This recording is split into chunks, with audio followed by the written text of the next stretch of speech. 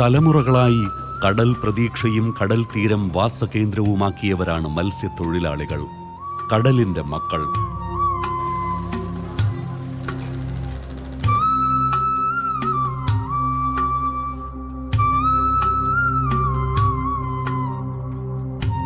അത് പണ്ട് ഒരു 75 വർഷങ്ങൾക്ക് മുമ്പ് ഇവിടുത്തെ അപ്പച്ചൻ, എൻ്റെ ഭർത്താവിൻ്റെ അപ്പൻ ഇവിടെ വന്ന് താമസമായി. അങ്ങനെ കായൽ പണിയൊക്കെ ചെയ്ത് മക്കളെ വളർത്തി. 11 മക്കളുണ്ടായിരുന്നു, 10 പെൺമക്കളും ഒരു മോനും. അവരെല്ലാം വളർത്തി, അവരെല്ലാം കെട്ടിച്ച് അവരുടെയൊക്കെ കാര്യങ്ങളെല്ലാം തീർന്ന് അപ്പച്ചനും അമ്മയും മരിച്ചു. പിന്നെ അതിനുശേഷം ഞങ്ങൾ മക്കളും ചെറുമക്കളും ഒക്കെ ഇവിടെ തന്നെ താമസിക്കുന്നത്. ഒരുപാട് ദുരിതമനുഭവിച്ചാണ് ഇവിടെ വരെ എത്തിയത്.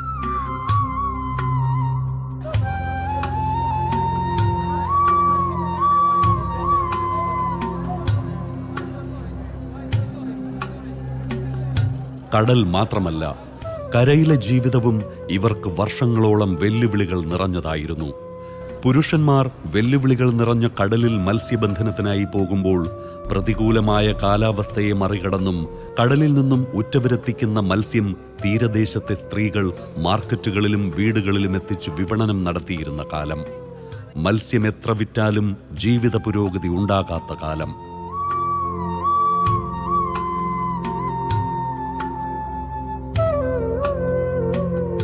വീട് 65 വർഷം പഴക്കമുള്ളൊരു വീടാണ്. പിന്നെ എനിക്ക് 5 മക്കളുണ്ടായിരുന്നു. 2 പേര് മരിച്ചുപോയി. ഒരാൾ ബൈക്ക് ആക്സിഡൻറ്റിൽ മരിച്ചു, ഒരാൾ പിന്നെ ക്യാൻസർ രോഗം വന്ന് 6 വർഷം ചികിത്സിച്ച് കൊണ്ടു നടന്ന് അവൾ മരിച്ചു. അവൾക്ക് 3 കുട്ടികളുണ്ട്. പിന്നെ എനിക്ക് ബാക്കിയുള്ള 3 മക്കൾ, 3 പേരും കല്യാണം കഴിച്ച അവർ 3 പേരും 3 വീട്ടിലാണ്. പിന്നെ പ്രത്യേകിച്ച് ഞാൻ ജോലി ചെയ്തെങ്കിലേ എനിക്ക് ജീവിക്കാൻ പറ്റൂ. ഇങ്ങനെയൊക്കെയുള്ള സാഹചര്യമാണ് എൻ്റെ ജീവിതം. കടൽ ക്ഷോഭിച്ചാൽ മത്സ്യത്തൊഴിലാളികൾക്ക് വറുതിക്കാലമാണ്. കടൽ കനിഞ്ഞാൽ ഉള്ളിലും കരയിലും ചാകരയാണ്. കടലറിവുകളും കടൽ പ്രതീക്ഷകളും മാത്രം വച്ചു പുലർത്തുന്ന ജീവിതങ്ങൾ.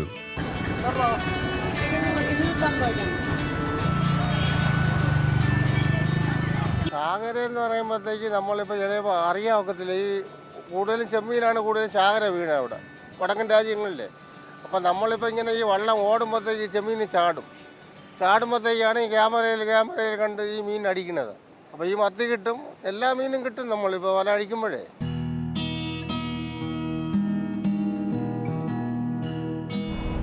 ഈ തിരകൾ മുറിച്ചു കടന്നു പോകുന്ന ജീവിതങ്ങളെല്ലാം പ്രതീക്ഷകളും നിരാശകളും പങ്കുവയ്ക്കുന്നത് കടലിനോടാണ്. തിരികെ എത്തുമ്പോൾ ചാകര കാത്തിരിക്കുന്ന ഉറ്റവർ, കടൽ കനിഞ്ഞില്ലെങ്കിൽ ജീവിതം സാധ്യമാകില്ലെന്ന് വിശ്വസിച്ചിരുന്നവർ. പക്ഷേ ഇപ്പോൾ 1 പതിറ്റാണ്ടായി ഇവർക്ക് തീരദേശത്ത് പുതുജീവിതമാണ്.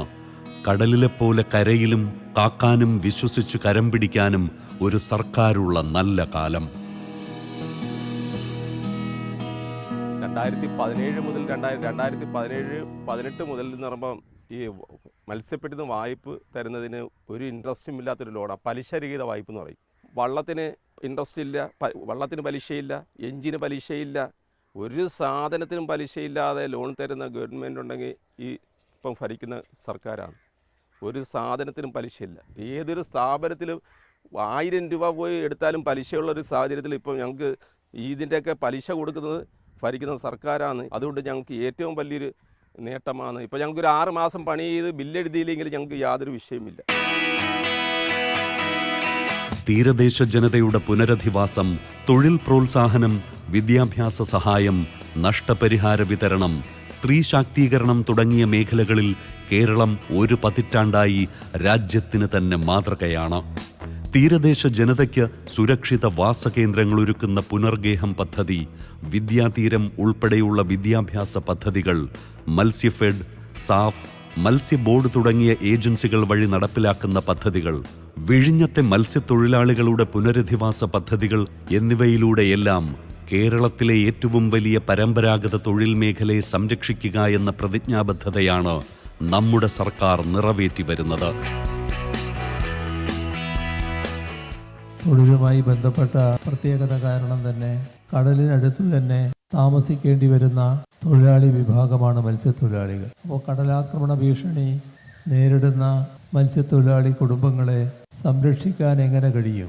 അത്തരമൊരു ചിന്തയുടെ ഭാഗമായാണ് നിലവിൽ വീടുള്ളവരായാലും സുരക്ഷിതമായ സ്ഥലത്ത് താമസിക്കുന്നതിനു വേണ്ടിയുള്ള ഒരു പദ്ധതി സർക്കാർ ആവിഷ്കരിച്ചത്. വീടുകളുടെ കാര്യത്തിൽ നല്ല സൗകര്യങ്ങളോട് കൂടിയ വീടുകൾ തന്നെയാണ് നിർമ്മിക്കാൻ നമുക്ക് കഴിഞ്ഞിട്ടുള്ളത്. അടച്ചുറപ്പുള്ള വീടായിരുന്നു വർഷങ്ങളായി മത്സ്യത്തൊഴിലാളികളുടെ സ്വപ്നം. കടലിനോട് മല്ലടിച്ചു കരയിലെത്തുമ്പോൾ കരുതലായി ഒരു ഭവനം. പുനർഗേഹം എന്ന പദ്ധതിയിലൂടെ നമ്മുടെ സർക്കാർ യാഥാർത്ഥ്യമാക്കുന്നതും അത് തന്നെയായിരുന്നു. 2450 കോടി രൂപ മുതൽ മുടക്കുള്ള പദ്ധതി. സുരക്ഷിത മേഖലയിലേക്ക് മാറാൻ സന്നദ്ധതയുള്ള മുഴുവൻ തീരദേശവാസികളെയും മാറ്റിപ്പാർപ്പിക്കുന്ന ഈ പദ്ധതിയിലൂടെ തിരുവനന്തപുരം ജില്ലയിലെ മുട്ടത്തറ മുതൽ കാസർഗോഡ് ജില്ലയിലെ കോയിപ്പാടി വരെയുള്ള തീരദേശവാസികൾക്ക് പ്രത്യാശയുടെ പാർപ്പിടങ്ങൾ യാഥാർത്ഥ്യമാകുകയാണ്. പണ്ടത്തെ വീട് പോലെയല്ല, ഒരു റൂമല്ല, 2 റൂമും ഉണ്ട്, നല്ല സൗകര്യങ്ങളും ഉണ്ട്. ഈ സർക്കാർ വന്നതിന് ശേഷമാണ് ഇങ്ങനെ ആയത്. മുമ്പത്തെ വീട് സാധാരണ കുറേ ഫാമിലി എല്ലാം ആയിട്ട് അങ്ങനെ ഒന്നിച്ച് കൂട്ടുകുടുംബം എല്ലാം ആയിട്ടുള്ളത്. ഇവിടെ കുറച്ച് സൗകര്യങ്ങളെല്ലാം കൂടുതലായിട്ട് നമുക്ക് ഇഷ്ടത്തിനുള്ള ഒരുമാതിരി വീടൊക്കെ ആയി. മുമ്പത്തെ വീട്ടിൽ സൗകര്യമില്ല. മണ്ണ് പണ്ടത്തെ മണ്ണ് ആ വീടാണ്. ആ വീട്ടിലാണ് നമ്മൾ താമസം ഉണ്ടായത്. മഴക്കാലത്ത് അത് ഇടിഞ്ഞ് താഴെ വീഴുമോ എന്നുള്ളൊരു ബുദ്ധിമുട്ടുണ്ടായി. ഈ മഴക്കാലത്ത് ഭയങ്കര പേടിയാണ്. കടൽ വന്നിട്ട് എല്ലാം കൊണ്ടുപോയില്ലേ, നമ്മളെ ആധാരവും അതെല്ലാം പോയില്ലേ, നമുക്കൊന്നും ഉണ്ടായിട്ടാ. അപ്പോൾ പിന്നെ ഇങ്ങനത്തെ ഒരു പദ്ധതി വന്നതിനെ കൊണ്ട് നമുക്ക് ഒരു വീടായി. തീരദേശവാസികളുടെ സാമൂഹിക പിന്നാക്കാവസ്ഥ മാറ്റിയെടുക്കുക എന്ന ലക്ഷ്യത്തോടെ സുരക്ഷിത മേഖലയിലാണ് സർക്കാർ പുനർഗേഹത്തിലൂടെ സുരക്ഷിത ഭവനങ്ങൾ നിർമ്മിക്കുന്നത്. വേലിയേറ്റ രേഖയിൽ നിന്നും 50 മീറ്ററിനുള്ളിൽ അധിവസിക്കുന്ന മുഴുവൻ കുടുംബങ്ങളെയും പുനരധിവസിപ്പിക്കുന്ന പദ്ധതിയിൽ ഇതുവരെ 722 ഫ്ളാറ്റുകളും 2188 വീടുകളും ഉൾപ്പെടെ 9104 ഭവനങ്ങൾ നിർമ്മിച്ചു കഴിഞ്ഞു.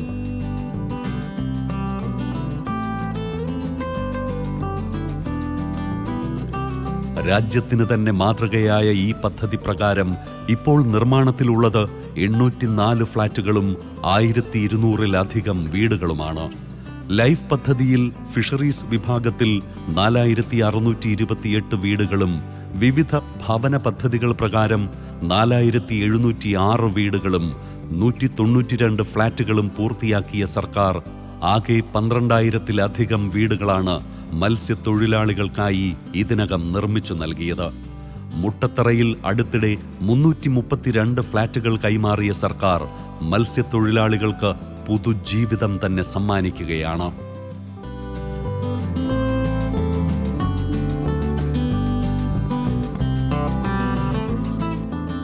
ഈ മഴക്കാലത്ത് കടപ്പുറത്ത് താമസിക്കുമ്പോൾ ഭയങ്കര ടെൻഷനും പേടിയെല്ലാം. രാത്രി ഉറങ്ങാനെല്ലാം ബുദ്ധിമുട്ട്, ഭയങ്കര സൗണ്ടും വെള്ളം കയറുന്നതെല്ലാം.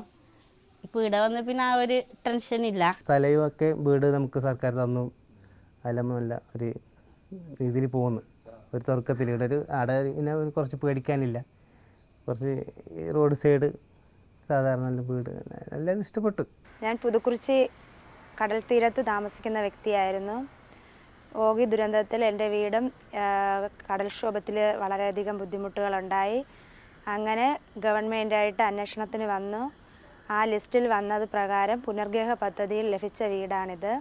10 ലക്ഷം രൂപ ലഭിച്ചു.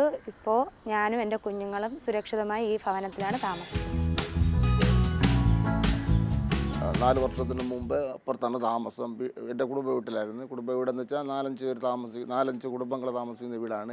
അതിൽ ഭയങ്കര ബുദ്ധിമുട്ടുകളും ദാരിദ്ര്യമായിട്ട് ജീവിച്ചതായിരുന്നു ഞങ്ങളുടെ കുടുംബജീവിതം. ഇപ്പോഴെന്ന് വെച്ച് കഴിഞ്ഞാൽ ഞങ്ങൾക്ക് ലൈഫ് ഭവന പദ്ധതിയിലൂടെ ഞങ്ങൾക്ക് 4 വർഷത്തിന് മുമ്പ് ഞങ്ങൾക്കൊരു വീട് തന്ന് ഞങ്ങളിപ്പോൾ നല്ല രീതിയിൽ സുരക്ഷിതമായിട്ട് ജീവിക്കുന്നു.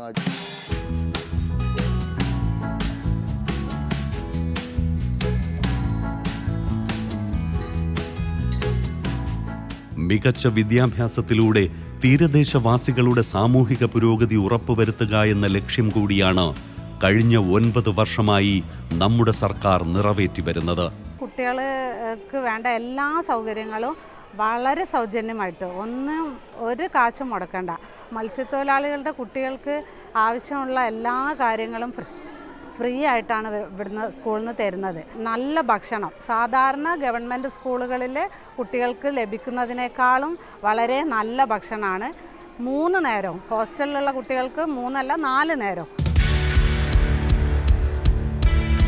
സാമ്പത്തികമായും സാമൂഹികമായും പരിമിതമായ ചുറ്റുപാടുകളിൽ ജീവിക്കുന്ന തീരദേശവാസികളുടെ മക്കൾക്ക് medical, civil service, bank test പരീക്ഷാ പരിശീലനം നൽകുന്നതിനായി വിദ്യാതീരം പദ്ധതി നടപ്പിലാക്കി വരികയാണ്. ഈ പദ്ധതിയിലൂടെ തീരമേഖലയിൽ ഇതിനകം 75 ഡോക്ടർമാരെ സൃഷ്ടിച്ചു കഴിഞ്ഞു. മാതാപിതാക്കൾ നഷ്ടപ്പെട്ട മത്സ്യത്തൊഴിലാളികളുടെ മക്കളെ ദത്തെടുത്ത് അവരുടെ വിദ്യാഭ്യാസ ചെലവ് ഏറ്റെടുക്കുന്ന സർക്കാർ 36 കോടി രൂപ ചെലവിൽ തീരദേശത്തെ സ്കൂളുകളുടെ അടിസ്ഥാന സൗകര്യം വർദ്ധിപ്പിക്കുകയാണ്. ഇതിൽ 69 സ്കൂളുകളിലെ നിർമ്മാണം പൂർത്തീകരിച്ച ഫിഷറീസ് വകുപ്പ് മേഖലാ ഫിഷറീസ് ടെക്നിക്കൽ സ്കൂളുകളെ മികവിന്റെ കേന്ദ്രങ്ങളായി ഉയർത്തിക്കഴിഞ്ഞു. ഇന്ത്യയിലെ ആദ്യത്തെ ഫിഷറീസ് സർവകലാശാലയായ കുഫോസിൽ 34 കോടി ചെലവിൽ 2 അക്കാഡമിക് ബ്ലോക്കുകളുടെ നിർമ്മാണ ജോലികളും പൂർത്തിയാക്കുകയാണ്. എൻ്റെ അനിയൻ്റെ 2 മക്കളെ ഞാനാണ് നോക്കുന്നത്. അനിയൻ സുഖമില്ലാതെയാണ് മരിച്ചത്. അനിയത്തെ ആക്സിഡൻ്റ് ആയിരുന്നു. ഇപ്പോൾ സർക്കാരിൻ്റെ ഈ പദ്ധതി മൂലം പിള്ളേരെ ഞങ്ങൾക്ക് പഠിപ്പിക്കാൻ സഹായകമാണ്. അനിയനും മരിച്ചതിന് ശേഷം അവരെ ഞങ്ങളുടെ സംരക്ഷണയിലാണ്. സർക്കാരാണ് അവരുടെ ചിലവെല്ലാം ഏറ്റെടുത്തത്. അവരുടെ വിദ്യാഭ്യാസത്തിനുള്ള വകയെല്ലാം സർക്കാർ തന്നെയാണ് നൽകുന്നത്. ഞങ്ങളെപ്പോലെ കടലിൽ പോകുന്നവർക്ക് ഇത്തരമൊരു പദ്ധതി ഞങ്ങൾക്ക് വളരെ സഹായകമാണ്. +2 അതിന് മുകളിലോ വിദ്യാഭ്യാസ യോഗ്യതയുള്ള ഉദ്യോഗാർത്ഥികളെ കണ്ടെത്തി അവർക്ക് വിവിധ തരത്തിലുള്ള പരിശീലന പരിപാടികൾ സംഘടിപ്പിച്ച് തൊഴിൽ കൊടുക്കുന്ന തൊഴിൽ തീരം എന്ന പദ്ധതി 9 ജില്ലകളിലെ 46 നിയമസഭാ മണ്ഡലങ്ങൾ നടന്നു വരികയാണ്. MLA-മാർ ചെയർമാന്മാരായ കമ്മിറ്റിയുടെ നേതൃത്വത്തിലാണ് എല്ലാ ജില്ലകളിലും മണ്ഡലങ്ങളിലും ഈ പരിപാടി നടക്കുന്നത്. മത്സ്യത്തൊഴിലാളികളുടെയും അനുബന്ധ തൊഴിലാളികളുടെയും അപകട ഇൻഷുറൻസ് 5 ലക്ഷം രൂപയിൽ നിന്ന് 10 ലക്ഷം രൂപയായി വർദ്ധിപ്പിച്ച പിണറായി വിജയൻ സർക്കാർ 2.5 ലക്ഷത്തോളം മത്സ്യത്തൊഴിലാളികൾക്കാണ് ജീവിത സുരക്ഷ ഉറപ്പാക്കുന്നത്. അപകട ഇൻഷുറൻസ് പദ്ധതിയിൽ ചെറിയ ന്യൂനതകൾ മൂലം ആനുകൂല്യം ലഭിക്കാതിരുന്ന 153 പേർക്ക് ഇൻഷുറൻസ് ആനുകൂല്യം ഉറപ്പാക്കിയ സർക്കാർ മത്സ്യത്തൊഴിലാളി സമ്പാദ്യ സമാശ്വാസ പദ്ധതി 2700 രൂപയിൽ നിന്നും 4500 രൂപയായി വർദ്ധിപ്പിച്ചു കഴിഞ്ഞു. മത്സ്യത്തൊഴിലാളി അനുബന്ധ തൊഴിലാളി അംഗത്വം ഒരൊറ്റ ക്ലിക്കിൽ ലഭ്യമാക്കുന്ന കേരളം പരാതികൾ പരിഹരിക്കാൻ 24 മണിക്കൂറും പ്രവർത്തിക്കുന്ന കോൾ സെന്റർ സേവനവും ഉറപ്പാക്കുകയാണ്. എൻ്റെ ഭർത്താവ് കടലിൽ കഴിഞ്ഞ വർഷം ജൂൺ 19-ാം തീയതി മരണപ്പെട്ടിട്ടുണ്ട്. അങ്ങനെ ഇൻഷുറൻസ് വഴിയായിട്ട് ഫിഷറീസിൽ നിന്ന് ഒരു 10 ലക്ഷം കിട്ടി. ഇവിടെ ക്ഷേമസംഘത്തുനിന്ന് 10 ലക്ഷം കിട്ടിയിട്ടുണ്ട്. ഇൻഷുറൻസ് വഴിയായിട്ട് കിട്ടിയതാണ്. എൻ്റെ ഹസ്ബൻഡ് ഒരു മത്സ്യത്തൊഴിലാളിയാണ്. ബോട്ടിലാണ് പോകുന്നത്, ട്രോളിംഗ് ബോട്ടിൽ. മത്സ്യത്തൊഴിലാളി ആയതുകൊണ്ടുള്ള ആനുകൂല്യങ്ങൾ എന്ന് പറഞ്ഞാൽ മത്സ്യഫെഡിൽ നിന്ന് സമ്പാദ്യ ആശ്വാസ പദ്ധതി എന്ന് പറഞ്ഞിട്ട് എല്ലാ വർഷം കിട്ടുന്നുണ്ട്. പിന്നെ ഒരു മത്സ്യത്തൊഴിലാളികൾക്കുള്ള ഒരു ഇൻഷുറുണ്ട്. അതിൽ എന്താ പറയുക, കടലിൽ വെച്ച് മരണപ്പെടുകയോ അല്ലെങ്കിൽ എന്തെങ്കിലും അംഗവൈകല്യങ്ങൾ സംഭവിക്കുകയോ ചെയ്താൽ മരണപ്പെട്ട് കഴിഞ്ഞാൽ 10 ലക്ഷം രൂപയും അംഗവൈകല്യം സംഭവിക്കുമ്പോൾ അതിനനുസരിച്ചുള്ള കാശും കിട്ടും. ആശ്വാസമാണ് അത്. ഇൻഷുറൻസ് കിട്ടിയാൽ പിന്നെ നമുക്ക് കടലിൽ നിന്ന് എന്തെങ്കിലും സംഭവിച്ചു ആ ഒരു ഇതാണ് നമുക്ക്. അതുകൊണ്ട് ഇൻഷുറൻസ് ഇതുള്ളതിനെ കൊണ്ടൊരു ആശ്വാസമാണ്. തീരപ്രദേശത്തിൻ്റെയും മത്സ്യത്തൊഴിലാളികളുടെയും ക്ഷേമവും സുരക്ഷയും പുരോഗതിയും ഒരുപോലെ ലക്ഷ്യമിടുന്ന സർക്കാർ തീരമേഖലയിലെ ടൂറിസം സാധ്യതകളും സുഗമമായ യാത്രാ സൗകര്യവും ലക്ഷ്യമിട്ട് തീരദേശ ഹൈവേ പദ്ധതി യാഥാർത്ഥ്യമാക്കുകയാണ്. തീരമേഖലയിലെ അടിസ്ഥാന സൗകര്യങ്ങൾ വർദ്ധിപ്പിക്കുന്നതിൻ്റെ ഭാഗമായി 1000 കോടി രൂപ ചെലവിൽ 2099 തീരദേശ റോഡുകൾ പുനർനിർമ്മിച്ച സർക്കാർ തീരസംരക്ഷണത്തിന് വലിയ പ്രാധാന്യമാണ് നൽകി വരുന്നത്. നബാർഡിൻ്റെ 5 വർഷം കൊണ്ട് പൂർത്തീകരിക്കേണ്ട 4000 കോടി രൂപയുടെ ഒരു പദ്ധതി ഇപ്പോൾ ഞങ്ങൾ തയ്യാറാക്കി ഗവൺമെൻറ് സമർപ്പിച്ചു കഴിഞ്ഞു. അതിൻ്റെ ആദ്യ വർഷം ഈ വർഷം 502 കോടി രൂപയുടെ നിർമ്മാണ പദ്ധതികളാണ് ക്ഷേമ രംഗത്തും വികസന രംഗത്തുമായി കേരളത്തിൻ്റെ തീരമേഖല മത്സ്യമേഖലയാണ് നടപ്പാക്കാൻ പോകുന്നത്. ഫിഷറീസ് മേഖലയിൽ 1.5 ലക്ഷം കോടി രൂപയുടെ ഇൻവെസ്റ്റ്മെൻറ്റിന് വേണ്ടിയുള്ള പ്രൊജക്റ്റുകൾ തയ്യാറായിക്കൊണ്ടിരിക്കുകയാണ്.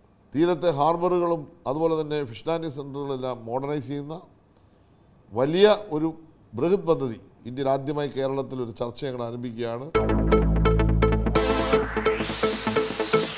മത്സ്യവിപണന അനുബന്ധ മേഖലകളിലെ വനിതകൾക്കായി വിപുലമായ പദ്ധതികളാണ് സാഫ് എന്ന ചുരുക്കപ്പേരിൽ അറിയപ്പെടുന്ന society for assistant to fisher വിമനിലൂടെ ഈ സർക്കാർ നടപ്പിലാക്കി വരുന്നത്. മത്സ്യത്തൊഴിലാളി വനിതകൾക്കായി സൂക്ഷ്മ സംരംഭ യൂണിറ്റുകൾ സ്ഥാപിക്കുകയും അതുവഴി അവർക്ക് സുസ്ഥിരമായ ഉപജീവന മാർഗവും വരുമാനവും ഉറപ്പാക്കുകയും ചെയ്യുന്ന സാഫ് സ്ത്രീകൾക്കായി ബദൽ ജീവനോപാധികൾ യാഥാർത്ഥ്യമാക്കുകയാണ്. തീരമൈത്രി പദ്ധതിയിലൂടെ 10,000-ലധികം വനിതകൾക്കാണ് സാഫ് പ്രതിമാസ വരുമാനം ഉറപ്പുവരുത്തുന്നത്. ഈ പദ്ധതി വഴി നമുക്ക് ലോൺ ആവശ്യമുള്ള ലോൺ തുക നൽകുകയും അതിൻ്റെ 75% സബ്സിഡിയായി നൽകുകയും ചെയ്യും. അതിനു പുറമെ നമുക്ക് ഒരു ക്ലാസ് അറേഞ്ച് ചെയ്യുന്നുണ്ട്, റെസിഡൻഷ്യൽ ട്രെയിനിങ് ക്ലാസ് എന്നും പറഞ്ഞിട്ട്. ഇത് ഞങ്ങൾക്ക് 4 ദിവസത്തെ ക്ലാസ് കോവളത്ത് വെച്ചാണ് നടന്നത്. ഈ ക്ലാസ്സിൻ്റെ ഏറ്റവും വലിയ ഉപയോഗം എന്ന് പറയുന്നത് ബിസിനസ് എങ്ങനെ മുന്നോട്ട് കൊണ്ടുപോകാൻ പറ്റും, എങ്ങനെ നല്ല രീതിയിൽ ഡെവലപ്മെൻറ്റ് ചെയ്യാൻ പറ്റും എന്നതുള്ളതൊക്കെ നമുക്ക് ഈ സാഫിൻ്റെ ക്ലാസ് വഴിയാണ് നടക്കുന്നത്. അവരുടെ ഒരു ഹെൽപ്പ് കൊണ്ടാണ് വീട്ടിൽ വച്ച് ചെയ്തുകൊണ്ടിരുന്ന ഒരു സ്ഥാപനം ഇത്രയും വലിയൊരു സ്റ്റോറിലോട്ട് മാറുകയും തിരുവനന്തപുരം കോർപ്പറേഷൻ പരിധിക്കുള്ളിൽ നമുക്ക് ഡെലിവറി ചെയ്യാൻ സാധിക്കുകയും ചെയ്യുന്നത്. നമ്മുടെ നാട്ടിലെ പ്രദേശത്തിനുള്ളിലെ മത്സ്യത്തൊഴിലാളികളാണ് ഇതിനകത്ത് 10-15ഓളം മത്സ്യത്തൊഴിലാളികൾക്ക് ഒരു ജോലി എന്ന നിലയിൽ നമ്മുടെ ഈ സ്ഥാപനം നമുക്ക് പ്രയോജനപ്പെടുത്തുന്നു.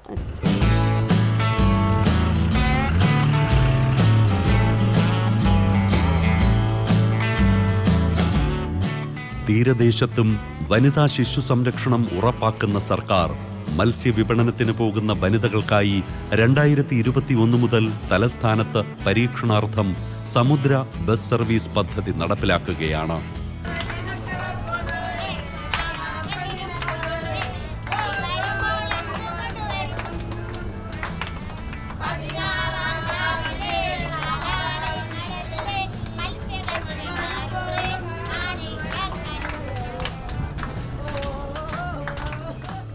KSRTCയും ഫിഷറീസ് വകുപ്പും സംയുക്തമായി നടപ്പിലാക്കുന്ന ഈ പദ്ധതി അനുസരിച്ച് വിഴിഞ്ഞം, പൂന്തുറ പ്രദേശങ്ങളിൽ നിന്നാണ് സമുദ്ര ബസ് സർവീസ് നടത്തിവരുന്നത്. മത്സ്യവിപണന രംഗത്തെ സ്ത്രീകൾക്ക് ഏറെ പ്രയോജനപ്രദമായ പദ്ധതി മറ്റു ജില്ലകളിലേക്കും ഈ സർക്കാർ വ്യാപിപ്പിക്കുകയാണ്. ബസ് വരുന്നതുകൊണ്ട് നമുക്ക് സുഖമായിട്ട് നമ്മൾ സുരക്ഷിതമായിട്ട് പോയി എത്തുന്നുണ്ട്. വേറെ ബസ്സുകളിൽ കയറി കഴിഞ്ഞാൽ നമ്മളെ കയറ്റത്തില്ല. അപ്പോൾ ഇത് നമുക്ക് ഉപകാരമാണ്. ഈ ബസ് ഉള്ളതുകൊണ്ട് നമുക്ക് വരാനും പോകാനും യാതൊരു ബുദ്ധിമുട്ടില്ല. അപ്പോൾ നമുക്ക് ഈ ബസ് വേണം. ഈ വണ്ടി കിട്ടിയപ്പോൾ ഞങ്ങൾക്ക് ഒരുപാട് എളുപ്പമുണ്ട്.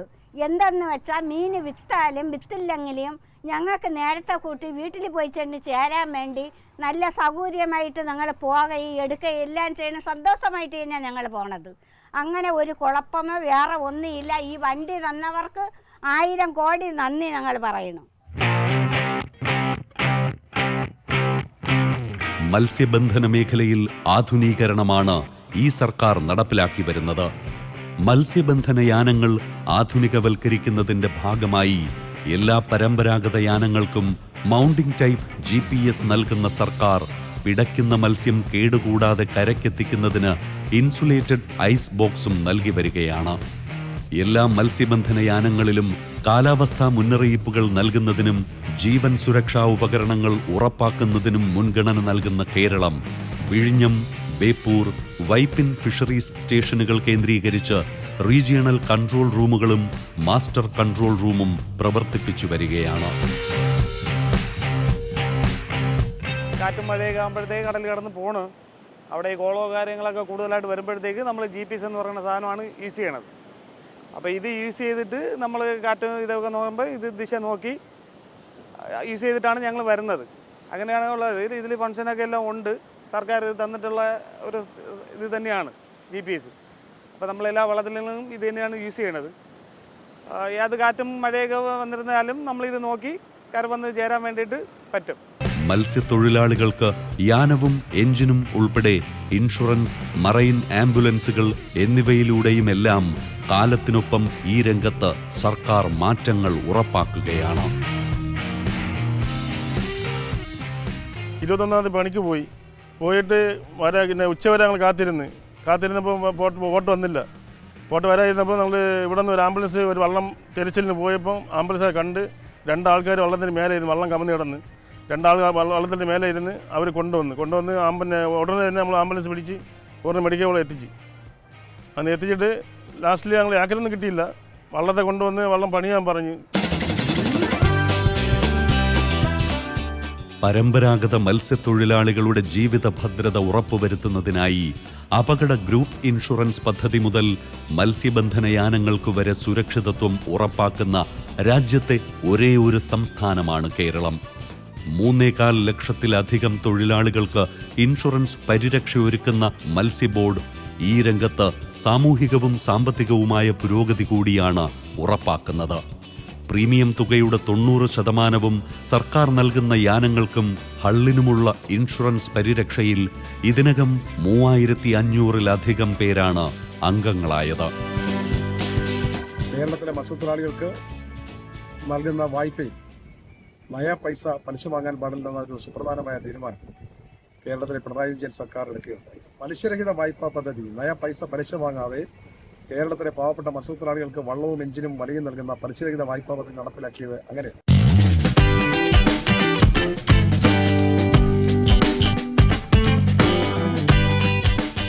സംസ്ഥാനത്തെ സാമ്പത്തിക വ്യാവസായിക ടൂറിസം രംഗങ്ങളിലും പ്രാദേശിക രംഗത്തും അനന്ത സാധ്യതകൾ തുറന്നിടുന്ന കേരളത്തിന്റെ അഭിമാന പദ്ധതിയാണ് വിഴിഞ്ഞം. പ്രത്യക്ഷമായ തൊഴിലുകളും പരോക്ഷമായ സാമ്പത്തിക വളർച്ചയും ഉറപ്പാക്കുന്ന ഈ തുറമുഖത്തിലൂടെ സംസ്ഥാനത്തെ 17 ചെറുകിട തുറമുഖങ്ങൾക്കും മികച്ച വളർച്ചയാണ് നമ്മുടെ സർക്കാർ പ്രതീക്ഷിക്കുന്നത്. ഇതര തുറമുഖങ്ങളുടെ കൂടി വിപുലനത്തിലൂടെ അനന്ത സാധ്യതകളുടെ ഈ സഞ്ചാരപഥം തീരദേശവാസികളുടെ ഉന്നമനത്തിന്റെ നാഴികക്കല്ലായി മാറുമെന്ന കാര്യം ഉറപ്പാണ്.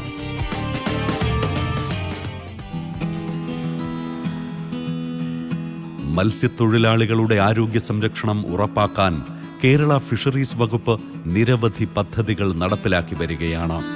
തീരദേശത്തെ എല്ലാ ആരോഗ്യ കേന്ദ്രങ്ങളെയും കുടുംബാരോഗ്യ കേന്ദ്രങ്ങളായി ഉയർത്തിയും ആരോഗ്യമേഖലയിലെ അടിസ്ഥാന സൗകര്യങ്ങൾ മെച്ചപ്പെടുത്തൽ, സൗജന്യ വൈദ്യസഹായം, ആരോഗ്യ പ്രവർത്തകരുടെ നൈപുണ്യ വികസനം, തീരദേശ അടിസ്ഥാന സൗകര്യ വികസനം, സാമ്പത്തിക സഹായം, ശുചിത്വ സൗകര്യങ്ങൾ എന്നിവ ഉറപ്പാക്കിയുമാണ് ഈ മേഖലയിൽ സർക്കാർ പുരോഗതി യാഥാർത്ഥ്യമാക്കുന്നത്.